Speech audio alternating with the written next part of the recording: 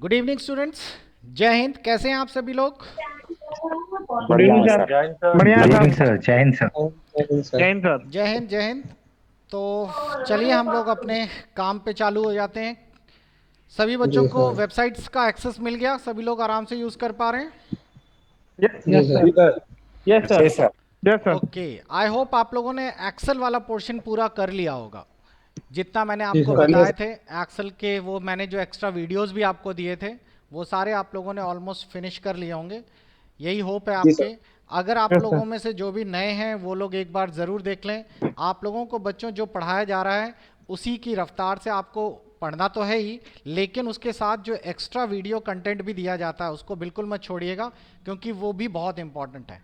आप चैनल में आइए, यस चैनल सर। के अंदर प्लेलिस्ट में जाइए और प्लेलिस्ट के अंदर आप लोगों को मिलेगा ये रहा यूपी पीसीएल की प्लेलिस्ट, जिसमें आरओ एआरओ और असिस्टेंट अकाउंटेंट की है। आने वाले समय पे इसी तरह यूपी पुलिस की भी बन जाएगी, उसमें भी वो वीडियोस जो एक्स्ट्रा हैं वो उसमें आ जाएंगे। आपको करना क्या है, वो सारे वीडियोस यहाँ से फिनिश करने हैं जो मैंने एक्सेल ख़त्म कर दिया। अब हम लोग एक्सेल का पार्ट लास्ट डे पूरा कर रहे थे कि जिसमें आप लोगों के किस तरह के क्वेश्चंस बनते हैं उनके बारे में हम लोग डिस्कशन कर रहे थे। तो आज की क्लास में मैं कुछ और क्वेश्चंस लूँगा। ये रियल क्वेश्चंस हैं जो आप लोगों के पिछले आरओ और असिस्टेंट अकाउंटेंट्स के सिलेबस में आए हुए हैं। तो ये सारे सवाल आप लोगों को सॉल्व करने हैं। जो सवाल में कुछ एक्स्ट्रा है उनके बारे में हम लोग डिस्कशन भी करेंगे। आप लोगों को एक और भी रिक्वेस्ट है कि आप में से जो भी आप लोगों को, क्योंकि मैंने लगभग सभी को पूरा एक्सेस दे दिया है, वेबसाइट के हर क्वेश्चंस देख सकते हैं वो लोग।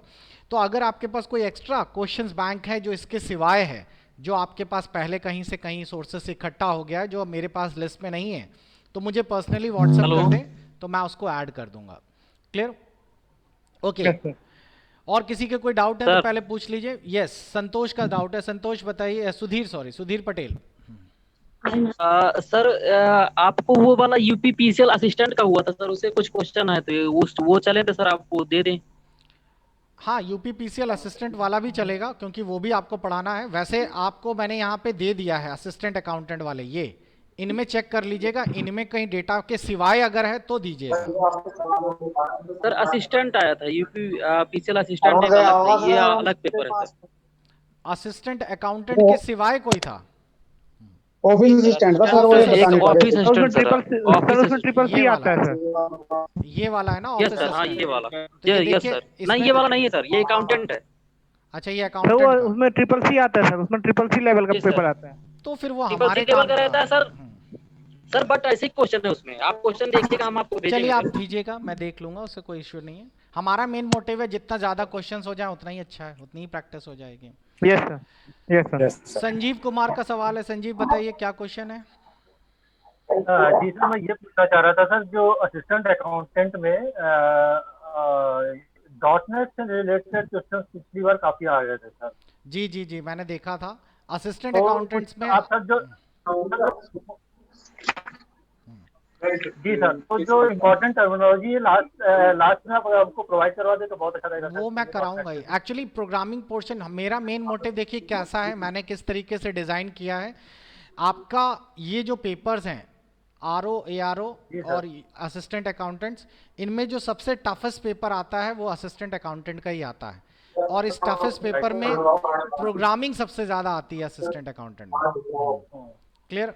तो आपका असिस्टेंट अकाउंट Yes. देखिए ये डॉट नेट वगैरह का भी आ गया है, और साथ ही साथ प्रोग्रामिंग के क्वेश्चंस इसमें बहुत आते हैं। तो प्रोग्रामिंग मेरा मेन मोटिव है कि पहले एमएस ऑफिस खत्म करें, जैसे वर्ड एक्सेल, एक्सेल हो गया हमारा, वर्ड कल से शुरू हो जाएगा, पावर पॉइंट और एक्सेस खत्म हो, उसके बाद विंडोज़ का पोर्शन खत्म हो, फिर हमारा सी प्रोग्रामिंग चालू हो जाए। तो हमारा जब जब सी प्रोग्रामिंग खत्म होगा तो हम ऑलमोस्ट 80% सिलेबस खत्म कर चुके होंगे। तो ये आगे वाले जितना जल्दी खत्म हो जाएं वो बहुत ज़्यादा ज़रूरी है, क्योंकि बहुत सारे बच्चे ऐसे होंगे जिनका कहना होगा कि हमारा कट ऑफ 20 है, हमें 21 आ जाए बस हमारे मन की संतुष्टि हो जाए। तो मेरा ये मानना ये है कि प्रोग्रामिंग आप पढ़ लेंगे तब तो आपके आ ही जाएंगे, लेकिन जो प्रोग्रामिंग्स को काटेंगे या यूँ कहिए प्रोग्रामिंग छोड़ेंगे, देखिए ये कितना सारा प्रोग्रामिंग कंटेंट है। अब ये स्टोरेज क्लास आ गया, एक्सटर्न वगैरह सब आउटपुट निकालना है बच्चों, ये आपके सी प्रोग्रामिंग का ऑलमोस्ट छठवां या सातवां लेसन होता है। तो इस तक पहुंचने के लिए आपको कम से कम कुछ नहीं तो 5 लेसन पहले पढ़ने पड़ेंगे। तो हो सकता है कि पढ़ाया सब जाएगा, लेकिन बात ये आती है ना कि इस 1 या 2 क्वेश्चंस के लिए आरओ यारो वाला इतनी जहमत नहीं उठाएगा, वो कहेगा कि मेरा तो उतने में काम हो जाएगा, लेकिन असिस्टेंट अकाउंटेंट वाले को करना पड़ेगा ये। जी सर। नहीं सर, मैं ये कह रहा था ये .NET में प्रोग्रामिंग पार्ट ना पूछ करके उसका टर्मिनोलॉजी पूछी है हाँ हाँ, वो maximum। मैंने देखा है कि .NET, तो अगर उसकी हाँ, हाँ PDF उस- टाइप की कुछ प्रोवाइड करवा देंगे तो जो असिस्टेंट अकाउंटेंट है एटलीस्ट वही पढ़ लेंगे तो कुछ बेड़ा पार हो जाएगा। बिल्कुल बिल्कुल बिल्कुल, मैंने उसको पूरा एनालाइज कर लिया है, वो मैंने समझ लिया है कि Right. हमें .NET में क्या क्या चीज़ें ध्यान रखनी है, तो वो तो है ही। हम कोशिश ये करेंगे कि हमारा जो अटेम्प्ट पोर्शन है 50 क्वेश्चन में 45 से ऊपर ही हो अटेम्प्ट, मतलब ऐसा नहीं कि 5 6 या 8 हमने छोड़ ही दिए, 45% हमारे अटेम्प्ट हों पूरे पूरे, तो मतलब 45 क्वेश्चन अटेम्प्ट हों पूरे पूरे।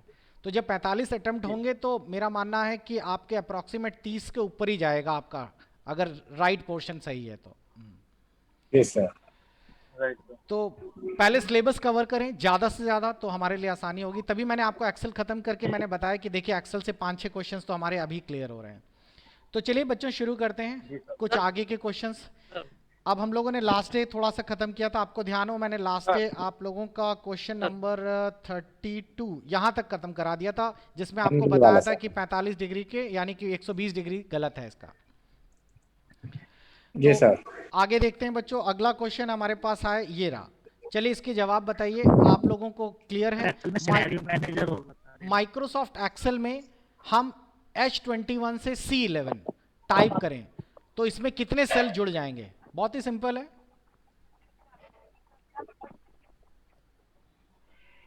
क्वेश्चन समझ आया? ये कैसे निकाला? देखिए ये है बहुत सिंपल, ये है C11, C11 पे मैं यहाँ 1 लिख देता हूँ, ठीक है। और अगला कौन सा था? H21, H21 में मैं यहाँ पे 1 लिख देता हूँ। हमें इस बीच के सारे सेल गिनने हैं, यही तो बोल रहा है, H21 से लेके C11 के बीच में। तो अगर आप कैलकुलेट करें तो इसके बीच में कितने सेल होंगे, आप एक एक करके गिन भी सकते हैं। और इनफैक्ट आपके लिए एक सबसे अच्छी चीज़ ये भी है कि आप लोग एक काउंट फॉर्मूले के, आप ऐसे ही गिन लीजिए इन सेलों के बीच में कितने सेल्स होंगे। 66। देखिए मैंने यहाँ तक लगा दिया और यहाँ कहीं पे भी एक फॉर्मूला लगा दिया। बच्चों जिनके आसपास नॉइज आ रही है नॉइज बंद कर दीजिए। यही तो सवाल था और आंसर देखिए कितना आ गया, 66। सर इसको एग्जाम में कैसे सर उसको बना करके करना पड़ेगा सर, कैसे उसको आप कैसे भी कर सकते हैं, एक इमेजिनरी अपने दिमाग में लगा लीजिए कि सी पहले होगा यहाँ पर, DEFGH, ठीक है। तो आपको ये तो पता ही चल गया कि 3 3 6, एक में 6 आ रहे हैं और यहाँ पर 11 है, तो 11 से लेकर 21 तक यहाँ कितने आ रहे हैं, बस मल्टीप्लाई कर दीजिए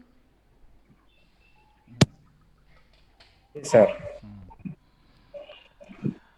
अगला सवाल देखिए, मैनेजर का फॉर्मूला और बता देना। कौन सा? सिनेरियो मैनेजर कुर्सी के पास है सर वो। आवाज नहीं आई, फिर से बताइए कौन सा मैनेजर बता रहे थे आप? हेलो सर, सिनेरियो सिनेरियो का, अच्छा ठीक, चलिए बता दूंगा सिनेरियो। हाँ जी सर। 38 माइक्रोसॉफ्ट एक्सेल में एक वर्कशीट में कितने स्तंभ, स्तंभ क्या होगा बच्चों बताइए? कॉलम कॉलम कॉलम कितने हो सकते हैं बताइए जरा। अब कॉलम्स कितने होते हैं ये एक्सेल की पहली क्लास में मैंने आपको पढ़ाया था, बताइए कितने कॉलम्स होते हैं 2007 में बताइएगा। 16,384। ठीक है, और 2 की पावर 16,384। और 2 की पावर में बताइए कितना हो जाएगा? 16,348। 576। देखिए नंबर ऑफ कॉलम्स हमारे ये हैं एक्सेल में 1048526, यही तो है नंबर ऑफ कॉलम्स। अब मेरे को बताइए कि अगर मैं 2 की पावर, क्योंकि क्वेश्चन में आपने सीधा सीधा ऐसा नहीं दिया है, अगर आप चेक करें तो क्वेश्चन में 2 की पावर में है, तो 2 की पावर 14 कितना होता होगा? 2 की पावर, ये तो मैथ्स भी करवा रहा है साथ में। ये देखिए 2 की पावर 14, ये आ गए आपके टोटल नंबर ऑफ 16,300। 84। हेलो। वो मैंने सॉरी गलती से रोज बता दी थी, कॉलम है रोज आपके। आप बता दिए थे। हाँ, हेलो, 16,384। एक मिनट बेटा, तो हाँ आपने क्लियर किया 16,384, ये आपके नंबर ऑफ कॉलम्स हैं, ये रोज हैं, सॉरी गलत हो गया।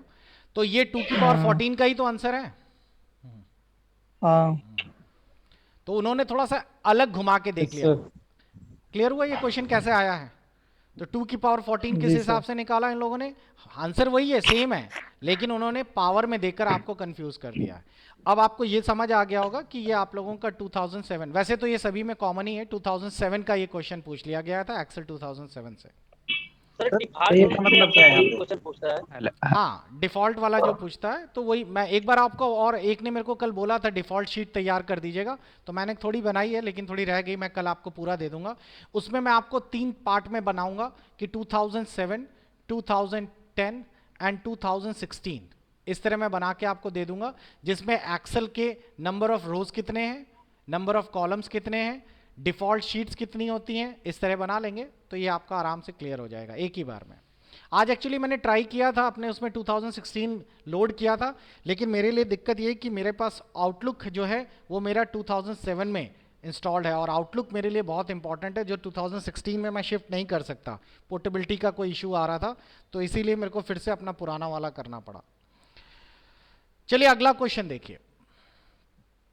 अगला क्वेश्चन जो है बच्चों हमारा, उसमें data entry in Microsoft Excel worksheet cell may be done rows wise by pressing. बताइए, डेटा एंट्री आप लोग अपने कभी भी किसी सेल में डालते हैं, डेटा एंट्री का मतलब समझते हैं, एक्सेल की एक पूरी शीट है, उसमें आपने आंकड़े भरना शुरू कर दिए, तो जब आप एक आंकड़ा भरते हैं दूसरे में कैसे जाते हैं? दूसरे में यानी कि टैब और एंटर यूज करते हैं। बस। एंटर दबाएंगे तो नीचे चला जाएगा, टैब करेंगे तो साइड में चला जाएगा। बिल्कुल सही है, टैब से नेक्स्ट समझ आ रहा है। ये नेम है, ये मान लीजिए फादर्स नेम है, डेटा एंट्री यही होती है, ये मदर्स नेम है, ये एड्रेस है। टैब दबाएंगे तो सर दूसरे रो में शिफ्ट हो जाएगा। और बिल्कुल, देखिए मैंने दीपक लिखा, टैब दबाया तो एडजेसेंट में आ जाएगा, ठीक है, और कॉलम में अगर मैं एंटर दबा देता हूं तो नीचे आ जाएगा। तो कुल मिलाकर हमें समझ आ गया। अब माउस से क्लिक करके करते हैं, लेकिन इसमें बहुत टाइम लगता है, तो इसका सही जवाब टैब और एंटर है। डेटा एंट्री इस तरीके से आप फास्ट कर सकते हेलो। हो सकता है। हैं। एरो भी हो सकता है, लेकिन एरो आपके ऑप्शन में है क्या? ऑप्शंस नहीं है। नहीं सर। Hello hello sir. हाँ अरविंद जी बताइए। हाँ जी, गुड इवनिंग सर। जी गुड इवनिंग। सर एक बात ये बोल रहा था कि जो आपने पेपर हमें दिया है उसमें और भी सब्जेक्ट के क्वेश्चन नहीं है क्या? और भी सब्जेक्ट मतलब कंप्यूटर के नीचे? नहीं, हाँ, सारे कंप्यूटर के सब्जेक्ट नीचे के जो हैं पूरा उसमें। पेपर होता है सर, हमने देखा हुआ है उसमें सारे सिर्फ कंप्यूटर का पेपर है, बाकी अदर सब्जेक्ट के नहीं है। अगर वो मिल है जाते तो तो सर other थोड़ा सा subject आपने नहीं पूरा मैंने नीचे देखी। ड्रैग ही नहीं तो किया, डाउनलोड नहीं हुआ होगा। आपने देखिए डाउनलोड नहीं डाउनलोड हुआ सर, होगा। मैंने मैंने मैंने डाउनलोड पहला किया तब पेपर ही है। डाउनलोड। एक मिनट मैं स्क्रीन पे दिखा देता हूँ बच्चों, ये वही पेपर है जो आपको दिया गया है। तो देखिए जब कंप्यूटर खत्म होता है तो फिर जनरल स्टडीज है, पूरा पूरा है, आप नीचे देख रहे होंगे 40 पन्नों का है ये पूरा पूरा। नहीं, पेज डाउनलोडिंग तो सारे आ रहे हैं सर, नहीं सर, पेज सारे आ रहे हैं, बट ये जो टेक्स्ट है ना वो नहीं आ रहा है। ओके, आप नहीं एक काम पूरा करिए, ओपन हो जाने दीजिए एक पूरी सेकंड, फाइल। जी जी। अरे मुझे भी पढ़ा लेने दीजिए थोड़ा सा। आप एक काम करिए कि आप अपने उसमें जो पुराना आपके पास जो ऐप पड़ा, फोन पे देख रहे हैं या डेस्कटॉप में देख रहे हैं? सॉरी सर, मैं कह रहा क्लियर हूँ नहीं आ रही है फोन आवाज। पे देख रहे हैं या डेस्कटॉप पे देख रहे हैं? सर मैंने फोन पे भी देखा और सीपी पे मतलब डेस्कटॉप पे भी देख तो लिया, आप दोनों में नहीं आ रहे सर। फोन पर पुराना एप्लीकेशन हटाइए, अपने फोन पे गूगल पीडीएफ ऐप इंस्टॉल कर लीजिएगा, ठीक है, और उसके बाद जी उसे जी। ओपन करिएगा, खुल जाएगा। ऐप जो है वो आपका इश्यूज ओके। दे रहा है। Next sir 45। एक बात सर, एक क्वेश्चन और पूछना था। एक अभी सरकारी रिजल्ट पे BIS ब्यूरो स्टैंडर्ड करके एक वैकेंसी आई है, उसमें लेवल 6 पूछा गया है, सर्टिफिकेट मांगा गया है। लेवल जी जी 6 जी क्या जी। होता है सर? अब एक्चुअली आप लोग थोड़ा सा डाइवर्ट कर देते हैं, इसको लास्ट में रखा करिए। देखिए होता क्या है, गवर्नमेंट ने कंप्यूटर्स और इनके स्टैंडर्ड को लेके ना एक पूरा का पूरा मैंने देखा था नोटिफिकेशन डाला था, लेवल 1 2 3 4 5 करके। तो उस नोटिफिकेशन में अगर आप चेक करेंगे तो उन्होंने दिया है कि इतने दिन का जो कोर्स होगा वो लेवल 5 में कहलाएगा, इतने दिन का कोर्स लेवल 6 में कहलाएगा। वो नोटिफिकेशन मैं ढूंढ लूंगा, आपके उसमें भी नेट पे मिल जाएगा, उसमें चेक कर लीजिए। मेरे ख्याल से लेवल 5 ओ लेवल को कहा गया है, 1 ईयर वाला, अभी मैं कंफर्म नहीं हूं, तो आप एक बार उसमें देखेंगे तो नंबर ऑफ ईयर्स के अकॉर्डिंगली उन्होंने क्वालिफिकेशंस को रखा है। मेरे से कई लोगों ने पूछा था, तो मैंने जब उनका नोटिफिकेशन देखा, पूरा गवर्नमेंट की तरफ से दिया गया है कि किस लेवल में कौन सी जॉब को रखा गया, तो उस नोटिफिकेशन को अगर आप देखेंगे ना तो उसमें क्लियर है। तो थोड़ा सा टाइम दीजिएगा, वो लेवल वाइज उसमें जॉब के लिए दिया हुआ है, तो मैं आपको दिखा दूंगा कि कौन से मंथ का या कितने दिन का किया है। शायद लेवल 3 या 4 है आपका ट्रिपल सी, फिर उसके बाद 6 महीने वाला डीसी अलग है, पॉलिटेक्निक का अलग है, एक पूरा उन्होंने चार्ट बना रखा है। जी सर, लो sir. Thank you sir. Okay बच्चों, आप बीच बीच में डाइवर्ट मत करिए, आप लोग पहले क्लास हो जाने दीजिए, फिर आखिरी में आप लोग करिएगा, नहीं तो सब डाइवर्ट होता रहता है। आप क्लासेस पहले फिनिश करिए, नहीं तो फिर मैं ये बंद करके आपको आगे पढ़ाना शुरू करूँ। आप लोग बीच बीच में सब अपने अपने पर्सनल क्वेश्चंस ले आते हैं तो क्लास डिस्टर्ब हो रही है। लास्ट में करिए इसको सॉल्व। बच्चों नेक्स्ट क्वेश्चन देखिए, आप लोगों का है जिसमें कि इसमें ऑड विकल्प पूछा गया है, तो आप लोगों को सबको समझ आ रहा है, डीबेट, एक्सेस और फॉक्स प्रो ये तीनों डेटाबेस हैं, और आपके सिलेबस में एक्सेस है भी।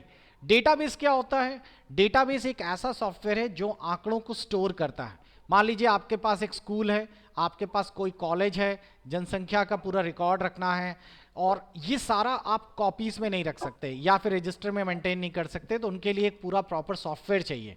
तो ये सारा का सारा डेटाबेस सॉफ्टवेयर है। एक्सेल इनमें से नहीं आता।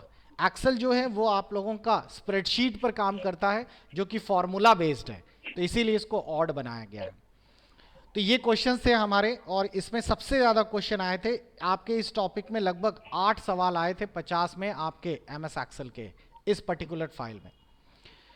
अगली फाइल मैं उठा रहा हूँ, कुछ और भी देखते हैं। और अब अगली फाइल जो मेरे पास है, इसके बाद असिस्टेंट अकाउंटेंट का भी देख लेंगे। ये पुराना वाला यूपीपीसीएल का है। ओके, देखिए इसमें सिंपल सा है। इन एक्सेल, ये भी एक नया टाइप का क्वेश्चन है, ये समझ लीजिए क्या है। टेनी चार्ट्स, जो टेनी चार्ट्स होते हैं, यानी कि एक सेल के अंदर जो चार्ट्स बनाए जाते हैं, उनको क्या कहा जाता है? उनको कहते हैं स्पार्क लाइंस। स्पार्क लाइंस का मतलब समझिए क्या है। आपको चार्ट बनाना सिखाया गया था, ठीक है, आप लोगों ने सेलेक्ट किया। कोई बता सकता है कि जब हम चार्ट बनाते थे तो अलग अलग कॉलम्स को कैसे सेलेक्ट करते थे? कंट्रोल के संग सर।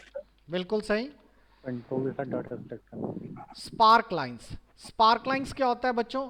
कभी कभार ऐसा डेटा बनाना पड़ता है कि आपके यहाँ पर पूरा डेटा है, आपको एक सेल के अंदर ही चार्ट करना है। एक सेल है और उसी सेल के अंदर ही एक छोटा सा चार्ट दिखाना है हर कॉलम्स के नीचे। तो इस छोटे चार्ट को ही हम लोग कहते हैं स्पार्क लाइंस। क्लियर? और ये बनाया कोई अलग से नहीं जाता, वैसे ही बनाया जाता है जैसे नॉर्मल चार्ट है, बस उसकी बाउंड्री हटा दी जाती है, उनको चार्ट चार्ट के जितना भी छोटा मोटा करके इधर उधर हटा दिया जाता है, नंबर्स हटा दिए जाते हैं, उनको छोटा करके यहाँ लगा दिया जाता है। तो इसको हम लोग कहते हैं स्पार्क लाइंस, याद रखिएगा। अगला क्वेश्चन है इसमें, एंड नेक्स्ट क्वेश्चन जो है एक्सेल का,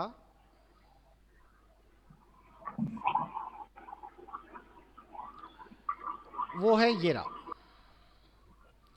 ड्रॉनेट चार्ट। याद है आपको पढ़ाया गया है, pie chart, line Yes. Chart. Doughnut chart किस तरीके से दिखता है?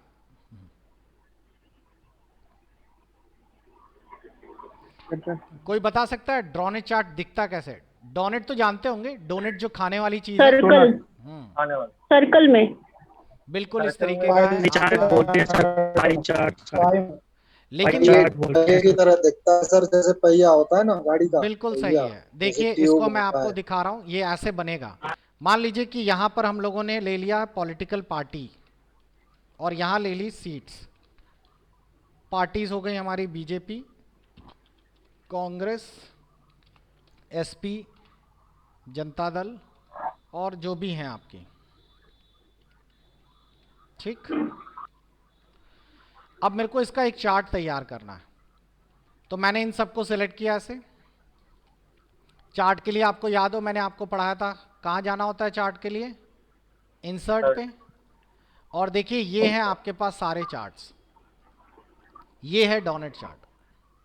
आप जब इसे क्लिक करेंगे तो आप देख पा रहे होंगे कि ये डोनेट की तरह बन गया, और इसमें साफ साफ दिखा रहा है किस पार्टी की कितनी सीट्स कवर कर रही है। आप इसमें परसेंट पे दिखा सकते हैं। यहाँ से आप चेंज करेंगे तो आप लोग पाएंगे कि चेंज हो गया। और इनफैक्ट ये काफ़ी हद तक मिलता जुलता है आप लोगों के पाई चार्ट से भी। पाई चार्ट भी जो है वो लगभग इसी तरीके से है, बस पाई चार्ट अंदर से भरा रहता है। तो इस तरह के चार्ट्स आपने देखा भी होगा बहुत जगह पे, इलेक्शंस वगैरह में तो बहुत भरमार होती है उस समय। जो एग्जिट पोल आते हैं उनमें यही सब तो भरा होता है। देखिए टाइम फंक्शन आ गया, याद है ये पढ़ा है आपने? बताइए टाइम फंक्शन का सही तरीका क्या है लिखने का? आवर मिनट ये है ना, इसी तरीके से तो लिखते थे टाइम पहले। आप लिखते थे आवर टाइम, मिनट सेकंड। इसके ब्रैकेट में हमने सेलों के नाम लिख दिए थे, लेकिन सेलों की जगह आप अगर ऐसे लिख सकते हैं तो इसका मतलब क्या होगा? 6:30 मिनट और 10 सेकंड। समझ आया? इसलिए मैंने कहा था आप फंक्शंस ध्यान से पढ़ लीजिएगा। अगला मेरे को बताइए, build in browser window 10 operating system. कल आप लोगों ने मेरे ख्याल से नोट कर लिए होंगे जो मैंने आपको रिलीजिंग डेट्स बताई थी सबको। तो विंडो 10 जो है, विंडो 10 में कौन सा ब्राउजर पहले से साथ में बिल्ड इन आता है? Internet explorer sir. बस यही तो डिफरेंस है, वो जानते थे आप गलत करने वाले हैं। माइक्रोसॉफ्ट एज, इंटरनेट एक्सप्लोरर जो माइक्रोसॉफ्ट एज जाता है। हाँ नहीं आता। इंटरनेट एक्सप्लोरर आपको विंडोज 8.1 तक मिल जाएगा, उसके बाद जो है वो एज आ जाएगा। माइक्रोसॉफ्ट एज ये विंडोज 10 के साथ आता है। देखिए आपको दिखाते हैं इसको, माइक्रोसॉफ्ट एज। आप इसको नेट से डाउनलोड करके अपने दूसरे उसमें भी यूज कर सकते हैं। देखिए इस तरीके से दिखता है विंडोज 10 का एज। क्लियर? ये डिफॉल्ट ब्राउजर है। और इसमें एक अच्छी चीज ये भी होती है, इस ब्राउजर में कोटाना सपोर्ट भी होता है। कोटाना एक आर्टिफिशियल इंटेलिजेंस है जो माइक्रोसॉफ्ट ने डिजाइन कर रखा है। जैसे कि फॉर एग्जांपल आप लोगों में से जो एप्पल का फोन यूज करता होगा उनको पता होगा सिरी, जो एंड्रॉइड फोन यूज करते होंगे उनको पता होगा गूगल असिस्टेंट। वैसे ही माइक्रोसॉफ्ट की तरफ से एक आर्टिफिशियल इंटेलिजेंस है जिसका नाम होता है कोटाना। जिनके पास विंडो 10 है वो साइड में स्टार्ट बटन के नीचे यहाँ वो एक स्पीकर बना होता है, आप उसको दबाइए, कोटाना एक्टिवेट हो जाएगा या एक्टिवेट हो जाएगी, लड़की ही है वो। और वो आप उससे बोल दीजिए, इंग्लिश ही सुनती है, हिंदी नहीं जानती है वो सब, तो इंग्लिश में आप बोल दीजिए कि tell me Cortana what is the time, तो वो तुरंत स्क्रीन पर एज ब्राउजर खोलेगी और आपको पूरा टाइम दिखा देगी। क्लियर? आगे बढ़ते हैं। लीजिए एक बार और क्वेश्चन आ गया वही वाला। The first version of Windows कब लॉन्च हुआ था? 1985। 85। जी सर। विंडो 1 1 जुलाई 1985। तो ये आप लोगों को थोड़ा सा आइडिया लग गए होंगे कि किस टाइप के क्वेश्चंस आ रहे हैं। और हम लोगों का ट्रैक बिल्कुल सही चल रहा है क्योंकि हम लोग अगर ने जितना एक्सेल से रिगार्डिंग सिलेबस पढ़ रहे हैं, अब आपके पेपर्स उससे सॉल्व होने वाले हैं। इस पेपर को भी देख लीजिए बच्चों, फिर हम लोग अपने नेक्स्ट टॉपिक पे शिफ्ट करते हैं। सर्च इंजन, बताइए इनमें से कौन सा सर्च इंजन नहीं है? पहले तो सर्च इंजन होता क्या है? सर्च इंजन एक प्रकार का ऐसा बनाया गया एक यूं कहिए कि एक प्रोग्राम है जिसमें कि आप कोई भी चीज नेट पे डाल दीजिए सर्च इंजन में, वो आपको ढूंढ के बताएगा उससे जुड़ी हुई सारी मोजिला नहीं है, गलत। मोजिला नहीं है ब्राउजर। अब सुन लीजिए। Web browser. मेरी वॉइस आ रही है? अरे भाई मेरा भी सुन लो तुम लोग, बिंग आएगा सर, बिंग। अब शांत रहोगे। सर्च इंजन याहू सर्च हो गया। देखिए बहुत सारे सर्च इंजन हैं हमारे पास। जो फेमस सर्च इंजन है मैं उनको दिखा देता हूं। सर्च इंजन विकिपीडियास में देखिए तो आपको और अच्छे से दिखाएगा। इसमें गूगल रहेगा क्या? बिल्कुल, गूगल एक बहुत बड़ा सर्च इंजन है। देखिए आपको साइड में दिखाई दे रहा होगा, ये हैं सारे सर्च इंजन्स, इधर से इधर तक देखिए। पुराने समय से शुरू करते हैं। देखिए W3 कैटलॉग कितना पुराना सर्च इंजन है। W3 क्रॉलर, उस समय ये सब थे ही नहीं। लाइकोस, इन्फोसिक्स 1993 से चालू हो गया था। याहू बहुत लोगों ने नाम सुना होगा, 1995 में आया था। उसके बाद और नीचे खिसकाते चले जाइए और देखिए इसमें कितने कितने सारे नए हैं। आस्क जीविस बहुत फेमस सर्च इंजन है, और ये जो ग्रीन वाले हैं ये अभी एक्टिव हैं, और जो पिंक कलर में हो गए हैं वो बंद हो गए हैं। गूगल देखिए सर्च इंजन 1998 में आया था, उसके पहले नहीं था। यांडेक्स ये एक चाइना का सर्च इंजन है, वो भी आप लोगों का 1997 में उन्होंने लॉन्च कर दिया था। बाइडू ये भी एक चाइना का सर्च इंजन है। जो आप लोगों का चाइना है वहाँ वो गूगल यूज़ नहीं करते, वो लोग बाइडू के थ्रू सर्च करते हैं। उसके बाद और नीचे खिसकाते रहिए, कितने सारे सर्च इंजन आपको मिलेंगे। लाइव सर्च बहुत फेमस है, और नीचे आइए कई सारे नए। डक डक गो ये भी काफ़ी अच्छा सर्च इंजन है। बिंग ये भी कितना बढ़िया सर्च इंजन है, ये आपको विंडोज़ 10 में साथ में मिलेगा, डिफ़ॉल्ट सेटिंग्स में दिया रहता है। तो ये आपके सर्च इंजन है जो आप लोगों के सभी यूज़ होते हैं। नॉर्मली हम लोग गूगल का इस्तेमाल करते हैं क्योंकि गूगल हमारा ईजिली याद भी है सभी को, नहीं तो सर्च इंजन बहुत सारे आप लोग यूज़ कर सकते हैं। जैसे आप याहू यूज़ कर सकते हैं, तो याहू के लिए आपने yahoo.com लिखा, सर्च इंजन खुल गया। इधर पे आप कुछ भी सर्च करिए, जैसे आपको पता करना है, मान लीजिए यूपीपीसीएल ऑनलाइन, ये आपको सर्च करके बताएगा ये वेबसाइट है, आप इसे क्लिक करके कर सकते हैं, खोज सकते हैं। नीचे ड्रैग करिए, ये आपको और भी अच्छी इंफॉर्मेशन देगा, जिसमें कि आपको बता रहा है कि उसने इतने ही पल में इतनी सारी वेबसाइट्स ढूंढी जिनमें यूपीपीसीएल ऑनलाइन मिलता है, ये मैच करता है। एक सर्च इंजन दूसरे सर्च इंजन से जुड़ा होता है, और इस चीज़ को कहते हैं मेटा सर्च। मेटा सर्च क्या करता है, ये एक प्रोग्राम है जिसमें कि आप लोगों का अगर कोई डेटा सर्च इंजन से सर्च कर रहा है, बिकॉज सर्च इंजन में ऐसे नहीं सर्च हो जाता है डेटा।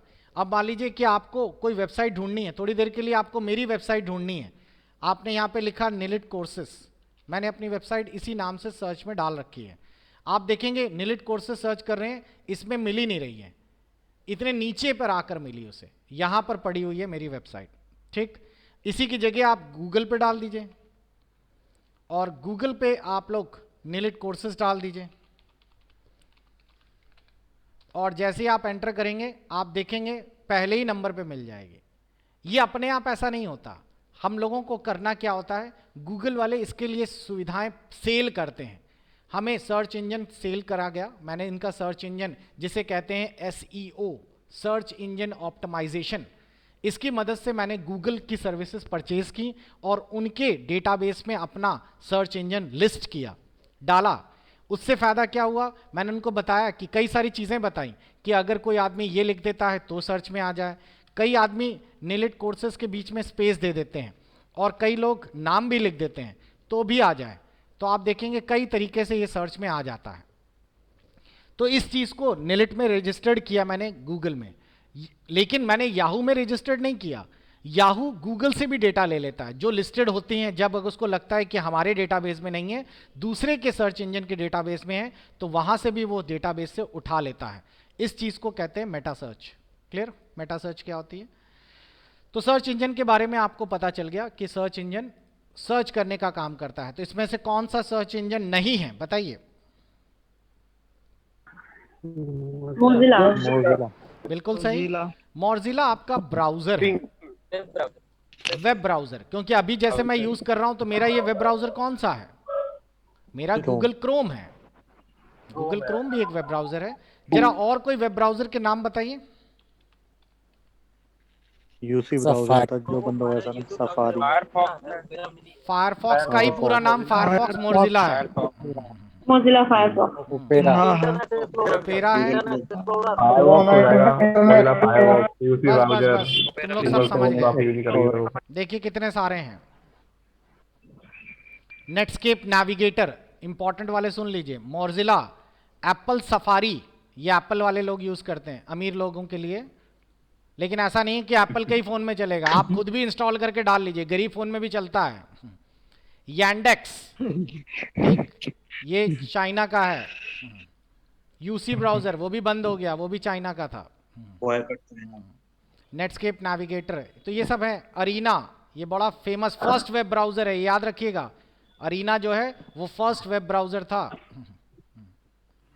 मोसाइक, ये भी आप लोगों का बहुत ही फेमस वेब ब्राउजर में से एक है। तो ये आपसे इससे जुड़ी हुई चीजें कई बार पूछी जा सकती हैं। लेकिन सबसे पहले तो दूसरा दिखा रहा है। नहीं, अगर आप उसमें दो होंगे, एक होगा टेक्स्ट बेस्ड और एक होगा ग्राफिक्स बेस्ड। मैं दिखाता हूं आपको। GUI web browser, GUI first web browser, देखिए ये है, ये तो नहीं, ये तो यूनिक्स बेस्ड है। मोसाइक ये है, तो मोसाइक जो है ये आप लोगों का सिंपल मोजाइक एक वेब ब्राउजर था जो वर्ल्ड वाइड वेब के अंतर्गत इंटरनेट पे काम करता था। GUI का मतलब समझिए, पहले वेब ब्राउजर ऐसे भी हुआ करते थे जो टेक्स्ट बेस्ड थे, डॉस की तरह काम करते थे। Graphical user. जब ग्राफिक्स आना शुरू हुआ तो ये हुआ। आगे बढ़ते हैं बच्चों, नेक्स्ट क्वेश्चन है आपके सामने और वो ये है, ये आपको आना चाहिए, जनरल क्वेश्चन है। इनमें से कौन सा वीडियो कॉलिंग एप्लीकेशन नहीं है? Group VIP। बिल्कुल सही। बाकी तो आप लोगों ने अपने फोन में भी इंस्टॉल कर रखे होंगे। जियो चैट, ठीक है, जियो चैट, IMO, गूगल ड्यू, ये सब आपके पास अवेलेबल है। ग्रुप VIP ऐसा कोई हमारे पास वीडियो कॉलिंग वेब ब्राउजर नहीं है। Next, which of the following is a not an operating system?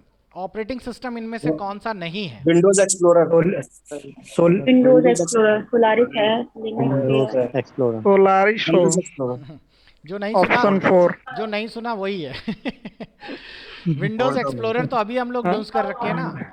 Windows explorer क्या होता है? हाँ, ब्राउजर होता है। ब्राउजर होता है सर, सॉफ्टवेयर है। ये एक्सप्लोरर है, एक्सप्लोरर ब्राउजर नहीं हो सकता भाई, एक्सप्लोर करता है। ये है, ये देखिए,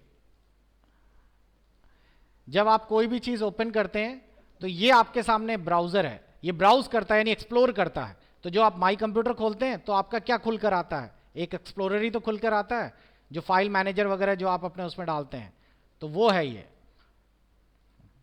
तो फिलहाल इसका सही जवाब माइक्रोसॉफ्ट या फिर विंडोज एक्सप्लोरर है, क्योंकि ये इसमें से ऑपरेटिंग सिस्टम में बिलोंग नहीं करता।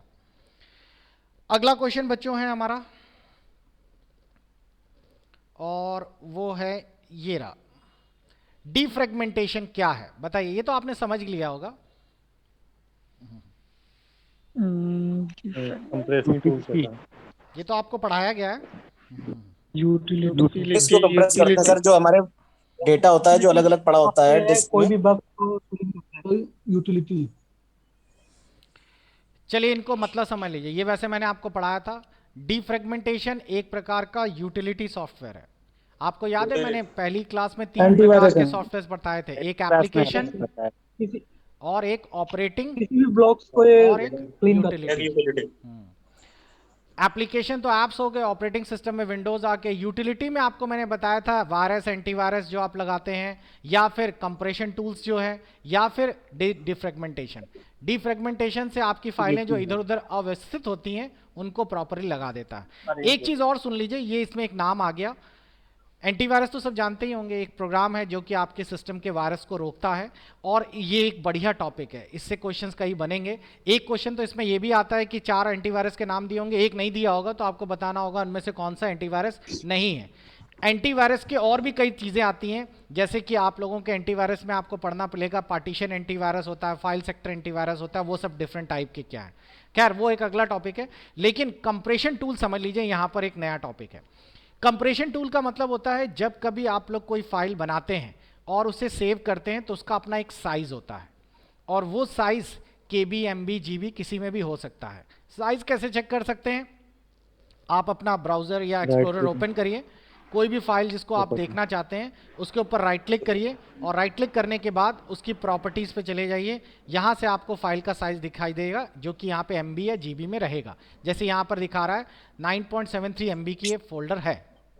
हमें इस फाइल को कम करना है, तो इसका साइज कम करने के लिए आपके पास एक सॉफ्टवेयर होना चाहिए जिसमें मार्केट में कई सारे मिलेंगे, जिसमें कि एक सबसे फेमस है WinZip, और कहीं कहीं पे रार भी है, WinRAR, एक ही है वो। आप इन सॉफ्टवेयर को इंस्टॉल कर लीजिए और आप अपनी फाइल को राइट क्लिक करके इस सॉफ्टवेयर के ऊपर जाके क्लिक करेंगे तो ये सॉफ्टवेयर उस फाइल को कंप्रेस कर देगा, और कंप्रेस करने के बाद इस फाइल का साइज छोटा हो जाएगा। क्लियर? तो ये इस काम के लिए यूज़ किया जाता है। ये क्यों किया जाता है? क्योंकि कभी कभार होता है कि फाइल का साइज बड़े होने के कारण हम इसको मेल के द्वारा नहीं भेज सकते। मेरे को बताइए जीमेल में हम कितने बड़ी फाइल भेज सकते हैं? 25 MB 25 GB MB तक। हाँ, मैक्सिमम जो आप लोग जीमेल में भेज सकते 1 हैं। GB नहीं भाई, 1 GB maximum Gmail attachment 25 MB का होता है। 25 MB से MB। बड़ी फाइल नहीं जाएगी। तो अब अगर, और एक चीज और है, अगर आप सॉफ्टवेयर बेचने की कोशिश करेंगे जिसके आगे .exe लगा रहता है, कोई सॉफ्टवेयर है, तो वो नहीं जाएगा क्योंकि वो वायरस भी हो सकता है। तो उस केस के लिए ये जिप करके भेजना अच्छा रहता है। मैक्सिमम गवर्नमेंट डॉक्यूमेंट जिप करके ही डाले जाते हैं। आपके पास भी जब ऑफिस में काम आएगा तो जिप में आएगी फाइलें, उसको अनजिप करिए और उसके बाद उसे यूज करिए। तो कंप्रेशन सॉफ्टवेयर समझ आ गया? एग्जाम्पल में विनजिप, विनरार, ये सब है। डेस्कटॉप पब्लिशिंग का मतलब डीटीपी से है, जो ग्राफिक्स वाले सॉफ्टवेयर थे। आपको लास्ट डे भी बताया था, कोरल, फोटोशॉप, इलिस्ट्रेटर, ये सब वो है, पेज मेकर। तो मेरे ख्याल से ये टॉपिक आपको क्लियर हो गया होगा कि ये हमारा यूटिलिटी सॉफ्टवेयर है। अगला है बिट्स पर सेकेंड्स। बताइए किसकी यूनिट है? Data data transfer rate. ये मैंने डेटा, आपको हाँ। इसी का बताया था। छोटी होती है तो बी आपका लिखा रहता है बिट्स पर सेकेंड्स। फिर आता है एमबीपीएस, एमबीपीएस। एक और होता है एम कैपिटल बीपीएस। क्या दोनों एक ही हैं? नहीं, अलग अलग है। मेगाबाइट एक मेगाबिट है, एक मेगाबाइट। बिल्कुल सही, ये मेगाबिट है और एक मेगाबाइट है। और एक बाइट में 1024 सॉरी, आप लोगों का एक बाइट में 8 बिट्स रहते हैं। एक बाइट में 8 बिट। तो ये याद रखिएगा। और ये आपका जो स्पीड होती है, मैंने आपको बताया था, आप अपने घर पे भी इंटरनेट की स्पीड चेक कर सकते हैं। अगर आपकी स्पीड जितनी ज़्यादा है उतना ही नेट सर्फिंग में आपको फ़ायदा मिलेगा। तो इसका सही जवाब क्या होना चाहिए? डेटा ट्रांसफरिंग रेट है ये। और ये आप लोग कंप्रेशन टूल एक बार और बता दीजिए। लाइए फिर एक बार और आप डिटेल में देख ही लीजिए। चलिए देखिए डेटा कंप्रेशन करते कैसे हैं। मैं एक छोटा सा एग्जांपल आप लोगों के लिए कुछ फाइलें इकट्ठा कर लेता हूं। मैं यहाँ पे डेस्कटॉप, एक डी ड्राइव में एक फोल्डर बना लेता हूं। डी ड्राइव है, यहाँ मैंने एक नया फोल्डर बना लिया और इस फोल्डर का नाम मैंने यहाँ पे दे दिया, मान लीजिए test2। ये फोल्डर खाली है। इस फोल्डर में मैं रेंडमली उठा के कुछ फाइलें यहाँ से डाल देता हूँ। ठीक है, कुछ फाइलें मैंने यहाँ से उठाकर इसमें कॉपी करके यहाँ पेस्ट कर दी। क्लियर? बच्चों टाइम की शॉर्टेज हो गई है, जल्दी से लौट के आइए। अगले क्लास का सेकेंड हाफ उसमें पूरा करते हैं।